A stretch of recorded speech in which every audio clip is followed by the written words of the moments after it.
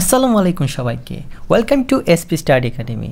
আজকে আমরা কথা বলবো এইচএসসি 2021 সালের ফিজিক্সের প্রথম পত্র এবং দ্বিতীয় পত্রের A to Z প্রিপারেশন নিয়ে। আমরা কোন কোন চ্যাপ্টারের উপর প্রিপারেশন নিব, তারপর কিভাবে পড়ালেখা করব, আর পরীক্ষার খাতা কিভাবে আমরা উপস্থাপন করব এবং লিখব, তাছাড়া ভালো মার্ক পাওয়ার জন্য কি কি আমাদের অনুশীলন করতে হবে, সব কিছু নেই আমাদের আজকে এই ভিডিওটি। সো আমরা ভিডিওর মূল আলোচনায় চলে যাচ্ছি। তা আমরা পড়ালেখার জন্য কিছু স্টেপ বাই স্টেপ অনুসরণ করব, যাতে আমাদের এই স্টেপগুলো ফলো করলে আমরা আগামীতে যেন ভালো কিছু একটু করতে পারি। তো ফার্স্ট আমাদের হচ্ছে apply study planning and strategy. Obviously আমাদের যেহেতু ডিসেম্বরে পরীক্ষা আছে, সেক্ষেত্রে আমাদের একটা যথাযথ একটা ভালো প্রিপারেশন নিতে হলে আমাদের কিছু স্ট্র্যাটেজি এবং প্রপার প্ল্যানিং অবশ্যই ফলো করতে হবে। সো এখানে ফার্স্ট আমাদের দেওয়া হয়েছে কনসেপ্ট ক্লিয়ার। যেহেতু আমরা ফিজিক্স নিয়ে কথা বলছি, আমাদের যদি কনসেপ্ট যদি যথেষ্টভাবে ক্লিয়ার না থাকে, সেক্ষেত্রে কিন্তু আমরা ঠিকমতো আনসার করতে পারবো না। যদি আমাদের যে কোনো আমি একটা চ্যাপ্টার যদি সিলেক্ট করি, এখান থেকে কী কী ইম্পর্টেন্ট আছে বা কী কী কনসেপ্ট বা কী কী টপিক আছে, এই যে ফুললি যে কনসেপ্ট আমার মাথায় থাকে, যদি সবগুলো ডাটা এবং সূত্র কীভাবে এটা ইউজ করতে হয় ওইগুলো যদি আমরা ভালো করে জানতে পারি আর ভালো অ্যাপ্লিকেশন করতে পারি, সেক্ষেত্রে আমাদের যে কোনো ধরনের সলভ করতে অসুবিধা হবে না। এটাই হচ্ছে আমাদের মেইনলি কনসেপ্টটা ক্লিয়ার করার। এবং সেকেন্ড হচ্ছে মেইন, যেটা fill up the gaps. That mean আপনার পড়াশোনায় যদি কোনো লেকিংস থাকে বা গ্যাপ থাকে, সাপোজ ধরেন আমি ফিজিক্সের দ্বিতীয় পত্রে চলতরিতে কারশফের সূত্রগুলো আমি পড়ি নাই বা এই জায়গাটা আমার স্কিপ ছিল, অথবা আমাদের এই লেভেলের স্টুডেন্টে সাধারণত বেশিরভাগ স্কিপ করে হচ্ছে লাস্টের চ্যাপ্টারগুলো, যেমন ভৌত আলোক বিজ্ঞান, তারপর মডার্ন ফিজিক্স, এরপর সেমিকন্ডাক্টর, ওইগুলো শেষের চ্যাপ্টারগুলো বেশি মানুষ স্কিপ করে। সাধারণত প্রথমে চ্যাপ্টারগুলোই বেশি ফোকাস করে। মানে হচ্ছে আপনাদের মেইন অপরচুনিটি যে আপনাদের যেগুলো গ্যাপ বা লেকিংস আছে সবগুলো যেন যথাযথভাবে আপনি আয়ত্ত করতে পারেন। গ্যাপ ফিলিক্সের জন্য আপনারা বই এবং খাতা নিয়ে বসবেন। এখানে টার্গেট নিন যে এখানে যা যা সমস্যা আছে চেষ্টা করবেন সেগুলো আপনার একটা খাতায় নোট ডাউন করবেন, এবং সেই আপনার যে লেকেন্সগুলো আছে সেগুলো হয়তো হোক আপনার অনলাইন অথবা অফলাইন কোনো টিচারের সাহায্যে আপনারা নিয়ে, যাতে আপনার এই কনসেপ্টগুলো আপনারা ক্লিয়ার করতে পারেন, এবং টিচারদের কাছে অবশ্যই ম্যাথগুলো ভালো করে প্র্যাকটিস করে নেবেন। তো তৃতীয় হচ্ছে হলো টাইপ ওয়াইজ ম্যাথ সলভিং। আমরা ফিজিক্সে যেহেতু অনেক ধরনের টাইপ আছে বা একটা কোইন্সিডেন্স অনেক সাথে ইন্টারলিঙ্কড আছে, সো আমাদের এই কোইন্সিডেন্সগুলো ভালো করে মাথায় রাখতে হবে। যদি আপনার বাজারে যে কোনো একটি বই কিনে সেখানে একটা নির্দিষ্ট চ্যাপ্টারের যদি সকল ধরনের টাইপ যদি আপনারা আয়ত্ত করতে পারেন, সেক্ষেত্রে আপনার পরীক্ষার যে কোনো ধরনের কোয়েশন আসুক এই টাইপগুলোর মধ্যে আপনারা অবশ্যই পেয়ে যাবেন। সো সেজন্য আপনারা টাইপ ভিত্তিক ম্যাথগুলোর উপর বেশি ফোকাস করবেন। তো অনেকে বলতে পারে যে আমি সব টাইপ ভিত্তিক ম্যাথ কোথায় সলভ পারবো, যে বাজারে অনেক পাবলিকেশনের গাণিতিক পদার্থবিজ্ঞান আছে, আপনার সেখানে যে কোনো নিয়েই আপনারা এখান থেকে টাইপ ওয়াইজ সলভ করতে পারেন। যদিও এই গাণিতিক পদার্থবিজ্ঞান আপনাদের সবার থাকা উচিত, কেন এটা আপনারা 2 বছর ধরে এইটা প্রিপারেশন নিয়েছেন। তো আমি রিকমেন্ড করি যে আপনারা যদি না কিনে থাকেন তাহলে অবভিয়াসলি এই পাঞ্জেরি পাবলিকেশনের গাণিতিক পদার্থবিজ্ঞানটা কিনবেন, কেন এখানে একটু ম্যাথগুলো একটু বেশি আছে এবং প্রায় নির্ভুল বলা যায়। এরপর হচ্ছে আমাদের টেস্ট পেপার। আপনারা বোর্ড পরীক্ষা অ্যাটেন্ড করবেন, টেস্ট পেপার সলভ করবেন না, এটা কখনো হতে পারে?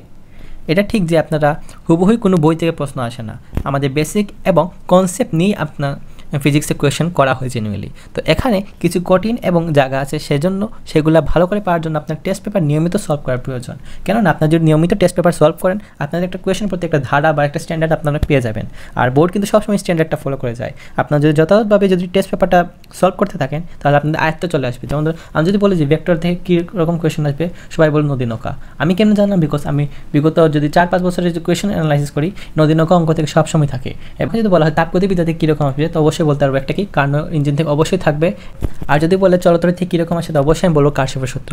এবং যদি আমাকে যদি বলা হয় যে ভৌত আলোক বিজ্ঞান থেকে ইম্পর্টেন্ট কী, অবশ্যই আমি বলবো ব্যতিচার পড়লে আপনার নেশে যেখানে একটা সৃজনশীল পেয়ে যাবে। যদি আপনারা যদি নিয়মিত যদি টেস্ট পেপার সলভ করতে থাকেন এবং এটা আয়ত্ত করতে থাকেন, সেক্ষেত্রে কিন্তু আপনার একটা ধারা পেয়ে যাবেন যে কীভাবে আপনার আনসার করবেন। আর আমি অলরেডি আমার চ্যানেলে টেস্ট পেপার সলভিংয়ের উপর প্রচুর ভিডিও বানাচ্ছি। তাছাড়া আমি অন্যান্য কিছু চ্যানেলে সহযোগিতাও নিচ্ছি, যাতে আমি একটা আগামী থেকে PDF বই লঞ্চ করব, সেটা আপনাদের সবার কাছে আমি পৌঁছানোর চেষ্টা করব।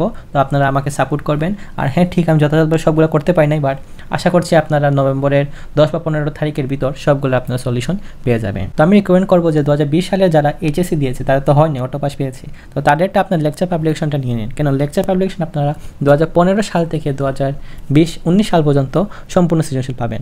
আর যদি পাঞ্জেরি কিনে আপনারা 17 সাল থেকে পাবেন। তো সেজন্য যেহেতু একটু বেশি পাবেন, তো সেজন্য আমি রিকমেন্ড করি যে পদার্থবিজ্ঞানের জন্য আপনারা লেকচার পাবলিকেশনটা কিনেন। এবং নেক্সট হচ্ছে হলো রিভাইজ।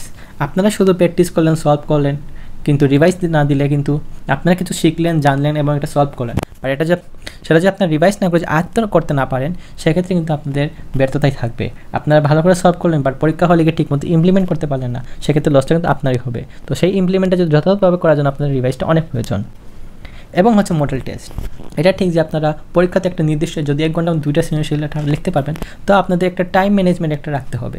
আর আপনারা পারলে ত্রুটিনাটি অনেক ভুল ত্রুটি পরীক্ষা সবাই করে থাকে, যেমন অনেকে 5 থেকে 8 লিখে, 6 থেকে 9 লিখে এবং ডাটা লিখছে একবার, ক্যালকুলেশন করছে আরেকবার, ক্যালকুলেটর ইরর, অনেক রকম সমস্যা থাকে, অনেক রকম সমস্যা থেকেই থাকে। তো সেগুলো যে আপনারা রেগুলার পরীক্ষা দিতে থাকেন বা মডেল টেস্ট দিতে থাকেন, সেগুলো আপনাদের এই ভুলগুলো আপনাদের চোখে বেশি উঠবে। তো আমি রিকমেন্ড করি আপনার অনলাইনের থেকে অফলাইনটা প্রিফার করেন মডেল টেস্টের জন্য, যেহেতু না পরীক্ষা যদি অফলাইনই দিবেন, সেজন্য অফলাইন থেকে একটা মেন্টালি প্রিপেয়ার হন। তো এবার হচ্ছে আমাদের মেইন একটা আলোচনা, সেটা হচ্ছে ফলো সিলেক্টিভ চ্যাপ্টার্স। আপনারা অবশ্যই জানেন যেহেতু এখন শর্ট সিলেবাস দেওয়া হয়েছে এবং প্রশ্ন থাকবে হচ্ছে 8টা, যে কোনো 2টা আমি আনসার করব। তো সেক্ষেত্রে আমার সৃজনশীলের জন্য এত কষ্ট করে সব চ্যাপ্টার উপরে সমান ফোকাস করা দরকার নাই। আমি 2টা বা 3টা, অ্যাকচুয়ালি 2টা পড়লেই হয়ে যায় চ্যাপ্টার, বাট আমি কোনো সেফ জোনে থাকার জন্য অ্যাটলিস্ট 3টা চ্যাপ্টার ভালো করে পড়ে যান, যাতে আপনার এখান থেকে সৃজনশীল আসলে আপনার যেন একবারে কাট আউট বলতে পারেন, যেখানে 10-এ 10 পাবেন, এরকম একটা কনফিডেন্স নিয়ে যেতে পারেন। তো আমি রিকমেন্ড করি যে ফার্স্ট পেপারে আপনারা ভেক্টর অধ্যায় থেকে অবশ্যই আনসার করবেন এবং পর্যাবৃত্ত থেকে আনসার করবেন এবং আদর্শ গ্যাস থেকে আনসার করবেন। কেন? ভেক্টর থেকে যদি আসে শুধু একটাই টপিক আসবে, সেটা হচ্ছে নদী ও নৌকা, এবং পর্যাবৃত্তিক গতি কিন্তু অনেক সহজ চ্যাপ্টার। এখানে একটা ইকুয়েশন দিতে পারে, এখান থেকে কিছু ভ্যালু মান বের করতে বলতে পারে, এবং পেন্ডুলামে কিছু অঙ্ক আসতে পারে, এবং যে উচ্চতার কিছু অঙ্ক আছে, যে পেন্ডুলামের সাহায্যে আমি উচ্চতা নির্ণয় করবো, এইগুলোর থেকে কোয়েশন আসলে এইগুলোই ঘুরে ফিরে আসবে। তো এখান থেকে আর বেশি কিছু পড়া লাগবে না, তো প্রিসাইসলি পড়লেই আপনারা পেয়ে যেতে পারছেন। আর যদি আপনি নিউটনের বলবিদ্যা এবং কাজ ক্ষমতা শক্তি পড়তে যান, এখানে কিন্তু সিনারিওর অনেক সিনারিও, তারপর এক একটার সঙ্গে এক একটা ইন্টারলিঙ্কড আছে, যেন আপনি যদি শুধু নিউটনের বলবিদ্যা পড়েন, এটা কিন্তু পড়ে পারবেন না। কাজ ক্ষমতা শক্তি থেকে যদি আসে, সেখানে কিন্তু নিউটনের বলবিদ্যা একটা প্রভাব থাকবে, এবং ভেক্টর প্রভাব সব চ্যাপ্টারই আছে। তো আরেকটা আছে 10 নম্বর চ্যাপ্টার, আছে আদর্শ গ্যাস এবং গ্যাসের গতিতত্ত্ব। তো আদর্শ গ্যাস আমার নেওয়ার মেইন কারণ হচ্ছে, আপনার তো অবশ্যই কেমিস্ট্রি সেকেন্ড পার্টে পরিবেশ রসায়নটা পড়বেন। যদি আপনি এখন এই চ্যাপ্টার ভালো করে পড়েন, আমি বলতে গ্যারান্টি দিতে পারবো এখান থেকে আপনার 60% পড়া অলরেডি হয়ে গেছে, আর বাকি 40% হচ্ছে যে গ্যাসের গতিতত্ত্ব। দ্যাট মিনস আপনার যে আপেক্ষিক শিশিরাঙ্ক রিলেটেড কিছু ম্যাথ বা একটা টপিক আছে, ওই টপিকটা জাস্ট আপনার এক্সট্রা পড়তে হবে। আপনি যদি এই চ্যাপ্টারটা ভালো করে পড়েন, আপনার কেমিস্ট্রির পরিবেশ রসায়নটা পড়তেই হচ্ছে না, মানে আপনার এক ঢিলে 2 পাখি মেরে ফেলতে পারতেছেন। তো এর জন্য আমি রিকমেন্ড করি যে এই 3টা চ্যাপ্টার অবশ্যই পড়বেন। এবার হচ্ছে আমার সেকেন্ড পার্টের জন্য আমি সবচেয়ে রিকমেন্ড করি যে তাপগতিবিদ্যা। এটা অনেক সহজ চ্যাপ্টার, মানে একটু অনেক কনসেপচুয়াল চ্যাপ্টার এবং সহজ আছে। এখানে আপনি কার্নোট ইঞ্জিন পড়লে একটা পেয়ে যাবেন, এবং তাপগতিবিদ্যার যে সূত্রগুলো আছে, ওখান থেকে আপনারা যদি ভালো করে আয়ত্ত করেন, এখান থেকে আপনার পেয়ে যাবেন এন্ট্রপির ম্যাথ। এগুলো যদি আপনার ভালো করে করেন, এখান থেকে অবশ্যই একটা পেয়ে যাবেন। এবং ভৌত আলোক বিজ্ঞান সবচেয়ে সহজ চ্যাপ্টার কেন আমি বলছি, কারণ এখান থেকে আপনি বিশেষ বেতিচার পড়ে যান, এখান থেকে আপনি একটা সৃজনশীল অলরেডি পেয়ে যাবেন। এবং এখানে একটা চ্যাপ্টার মিসিং আছে 8 নম্বর, সেটা হচ্ছে আধুনিক পদার্থ বিজ্ঞান। এটা আপনি ভালো করে পড়বেন, এখানে সূত্রগুলো অনেক ইজি আছে, আর এখানে কিন্তু কনসেপচুয়াল ম্যাথ, আর এখানে বেশি কোডিং করার কিছু নাই, মানে আপনারা একটু পড়েই বা মেন কয়েকটা টপিক বা টাইপ পড়লে কিন্তু আপনার কমন পেয়ে যাবেন। সো আমি রিকমেন্ড করি এই 6টা চ্যাপ্টার পড়লে, মানে এখান থেকে 3টে এবং এখান থেকে 3টা পড়লে আপনারা অবশ্যই কমন তো পাবেনই, 4টা থেকে 5টা অবশ্যই কমন পাবেন এগুলো চ্যাপ্টার থেকে। তো এগুলো যদি আপনারা মানে কম পড়ে আপনারা একটু ভালো কম পড়েই আপনারা কমন পেতে পারেন এগুলো চ্যাপ্টার পড়ে। এবং এখন আমার 3rd নাম্বার হলো practice and do maths elaborately. এটা অবশ্যই আপনার মানতে হবে যে প্র্যাকটিস ছাড়া আপনারা কখনোই পারবেন না।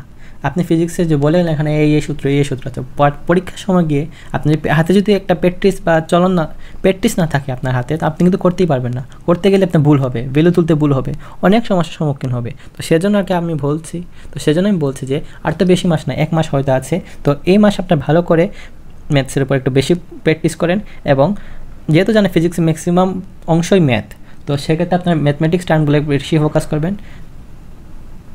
আর ক আর খ জ্ঞান অনুধাবের জন্য একটু আলাদা একটা প্রিপারেশন নেবেন, সেটা আমি আলাদা একটা ভিডিওতে ভালো করে বলবো, এবং আমি অলরেডি চ্যাপ্টার ওয়াইজ জ্ঞান ও অনুধাবন নিয়ে একটা ভিডিও করবো সামনে। সো এখানে আমি অলরেডি বলে ফেলছি জ্ঞান ও অনুধাবন নিয়ে। হ্যাঁ, জ্ঞান ও অনুধাবনের জন্য আপনার এক্সট্রা কিছু পড়তে হবে, যেটা গান্ডে যে আপনি প্রিপারেশন নিচ্ছে ভেক্টরের অধ্যায়, বাট আমরা ক আর খ দিয়ে দিলাম নিউটনের বলবিদ্যা থেকে। তো সেজন্য আপনার সম্পূর্ণ বইয়ের ক খ পড়তে হবে। আপনি ম্যাথমেটিক্স টাইমে যদি আপনি যে কোনো 3টা চ্যাপ্টার নেন, এটা সমস্যা না, কিন্তু আপনি জ্ঞান ও অনুধাবনের জন্য সম্পূর্ণ বইটাই পড়তে হবে, আর অবশ্যই এমসিকিউর জন্যই আপনার সম্পূর্ণ বইটা পড়তে হবে। এবার লাস্ট নাম্বার হচ্ছে এটা how to answer in the exam. তো অলরেডি আমি সিকিউর জন্য বলে ফেলেছি, অলরেডি যে কোনো 2টা চ্যাপ্টারের উপর বেশি ফোকাস আমি অলরেডি বলে ফেলেছি যে কোনো 3টা চ্যাপ্টার একটু বেশি ফোকাস করা এবং কোয়ার খাওয়ার জন্য সব চ্যাপ্টারই একটু টুজিনাটি ভালো করে জানা। আর আরেকটা হচ্ছে এমসিকিউ প্র্যাকটিসের জন্য, যেহেতু আমাদের এমসিকিউতে কিন্তু অপশন আছে, তো অনেকে বলতে পারো ভাইয়া তাহলে আমি এমসিকিউ থেকে আমি চ্যাপ্টার স্কিপ করব, বাট আমি রিকমেন্ড করি যে আপনারা এমসিকিউ কোনো স্কিপ করার দরকার না, এমসিকিউ করে যান, যেহেতু আপনি জ্ঞান অনুধাবন করে যাচ্ছেন সেক্ষেত্রে আপনি এমসিকিউ পড়ে ফেলেন। তো এমসিকিউ পড়ে একটা লাভ হয় কি, আপনার আগামীতে যদি অ্যাডমিশনে দিবেন, অ্যাডমিশন তো ম্যাক্সিমাম অ্যাডমিশন পরীক্ষা কিন্তু এমসিকিউ আসে, তো সেক্ষেত্রে আপনারা আবার ধরা খাবেন না, কারণ অ্যাডমিশনে তো সম্পূর্ণ বই থাকবে, বা সব শুধু একটা ফিজিক্সের বইয়ের উপর পরীক্ষা হবে না, এর সাথে আপনারা কেমিস্ট্রি, ম্যাথ, বায়োলজি সবই দিতে হচ্ছে। তো সেক্ষেত্রে কিন্তু আপনারা একটা চ্যাপ্টার স্কিপ করা মানে একটা মার্ক মিস করার মতো। তো সেজন্য আমি রিকমেন্ড করি যে এমসিকিউ সব চ্যাপ্টার পড়বেন, এবং আপনারা এমসিকিউর জন্য বোর্ডে যা কোয়েশ্চেন আছে সবগুলো তো সলভ করবেনই করবেন। আর আমি রিকমেন্ড করি যে অ্যাডমিশন সিরিজের যেগুলো বই আছে, যেমন জয়কলি বা এসপিড সিরিজ, যা সিরিজের বই আছে, আপনারা চেষ্টা করেন যে কোনো একটা সিরিজ ফলো করার। কেননা ভার্সিটি যেরকম ফিজিক্সের কোয়েশ্চেন বা একটু ডিফিকাল্টি আসে এমসিকিউতে, বোর্ডে কিন্তু এরকম কিছু কোয়েশ্চেন থাকে। তো সেজন্য আপনারা যদি ওই রকম একটা অ্যাডমিশন গাইড থাকে ওইটাও পাশাপাশি ফলো করবেন শুধু এমসিকিউর জন্য। তো এটা হচ্ছে ফলো দ্য বুক লিস্ট। আমি প্রথমে রিকমেন্ড করবো হচ্ছে গাণিতিক পদার্থবিজ্ঞান। আপনি গাণিতিক পদার্থবিজ্ঞানের সব টাইপগুলো করেই তারপর টেস্ট পেপারে হাত দিবেন, আগে টেস্ট পেপারে হাত দিতে যাবেন না। তো সেকেন্ড হচ্ছে টেস্ট, এবং সেকেন্ড হচ্ছে হলো আমি রিকমেন্ড করি জয়কলি পদার্থ বিচিত্রা। কেননা পদার্থ বিচিত্রা এরকম আপনার শর্টকাট টেকনিক অনেক কিছু গুছিয়ে দেওয়া হয়েছে, এবং আপনার ভার্সিটি প্রশ্ন ব্যাংকে যে যে বিগত সালে এসেছিল সেগুলো দেওয়া হয়েছে। তো এখানে আপনারা অলরেডি একটা প্যাকেজ হিসাবে সবগুলো পেয়ে যাচ্ছেন, এবং এটা আপনাদের এইচএসসির যে বোর্ডে যেগুলো এসেছে এবং এসএসসির জন্য যা অন্যান্য রাইটার যা এমসিকিউ আছে সবগুলো কিন্তু এই বইয়ে দেওয়া হয়েছে। তো আপনি একসঙ্গে একটা বাড়তি সুবিধা পাচ্ছেন, এটা যেহেতু একসাথে অ্যাডমিশন এবং একাডেমিক দুইটা একসাথে কভার হচ্ছে। ফাইনাল বাট নট লিস্ট, যেটা হচ্ছে আপনাদের কি বলবো বাইবেল যেটা বলা হয় এইচএসসি পরীক্ষার জন্য, সেটা হচ্ছে টেস্ট পেপার এবং মেডিসি। তো এটা আপনারা অবশ্যই কমপ্লিট প্যাকেজটা করবেন। আর এখানে টেস্ট পেপারতে আপনারা পরীক্ষা দিয়ে যাচাই করতে পারবেন, যদিও এখন তো শর্ট সিলেবাস হওয়ার জন্য আগেরগুলোতে লাভ নাই, বা কোর্সের জন্য যে টেস্ট পেপারটা বের হয়েছে সেখানে আলাদা একটা মডেল টেস্টের জন্য একটা বই দেওয়া হয়েছে। তো ওইটা আপনার চাইলে কিনতে পারেন যদি ঘরে বসে মডেল টেস্ট দিতে চান, আর না চাইলে আপনার অফলাইন দিতে পারেন, সেটা আরও ভালো, সেটা একটা পরীক্ষার এনভায়রনমেন্ট পাবেন। তো এটাই হচ্ছে আমার শেষ কথা।